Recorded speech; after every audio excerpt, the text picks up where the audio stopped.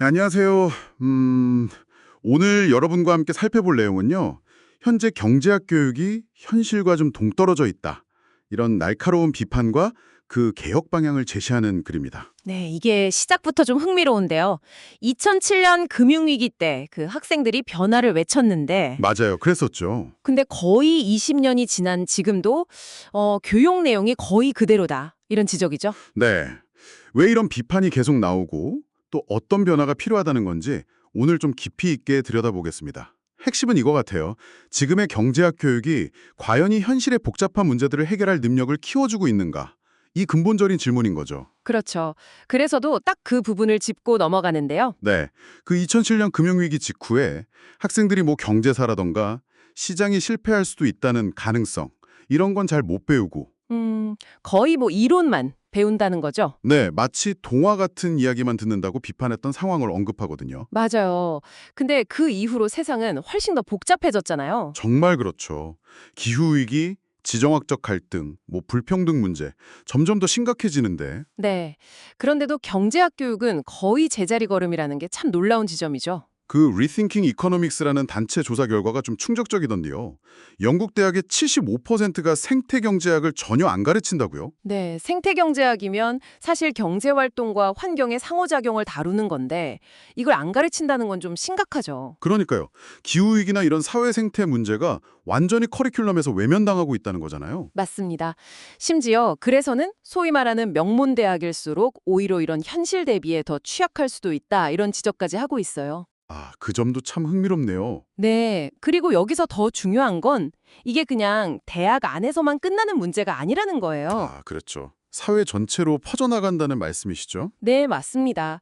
이 글이 강조하는 것처럼 이런 편협한 경제학 교육의 결과는 우리 사회 전체에 영향을 미치거든요.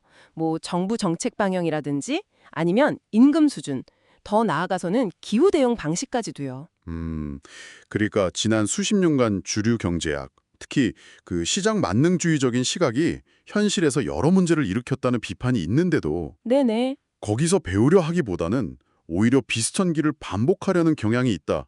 이게 글쓴이의 큰 우려 중 하나군요. 정확합니다. 그게 이 글의 핵심적인 문제의식 중 하나예요. 글쓴이가 특히 신고전주의 경제학의 지배력을 아주 강하게 문제 삼는데요. 네, 현재 뭐 가장 주류 이론이죠. 시장은 스스로 균형을 찾아가고 인간은 합리적으로만 행동한다. 뭐 이런 가정에 기반한 그렇죠. 근데 글쓴이는 이 이론이 너무 경직돼서 마치 중세시대 교리처럼 다른 생각들을 그냥 밀어내고 있다고 보는 거예요. 비유가 아주 재미있죠. 네. 그 1980년대 소련 항공사 비유 있잖아요. 모두 평등하니까 채식주의자용 특별 기내식은 없다. 아, 네네, 그거요. 지금 경제학 교육이 딱 그 꼴이라는 거죠. 신고전주의 치킨 말고는 선택지가 없다는 거예요. 허허, 교육이 아니라 거의 뭐 주입식 세뇌 아니냐, 이런 아주 날선 비판이죠. 네, 맞아요.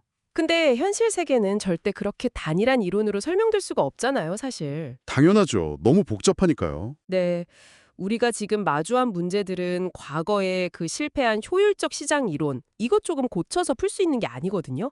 완전히 새로운 접근, 좀 창의적인 해법이 필요한 거죠. 그러니까 경제를 단순히 뭐 숫자나 효율성으로만 볼 게 아니라 그렇죠. 정치, 사회, 심리, 그리고 이제는 환경적인 맥락까지 다 통합해서 좀 더 입체적으로 이해해야 한다는 겁니다. 그래서 경제학 교육 개혁이 그냥 학문 내부의 논쟁이 아니라 우리 사회 전체가 더 나은 방향으로 가기 위한 어떤 필수 과제다 이렇게 주장하는 거군요. 네, 정확히 그겁니다.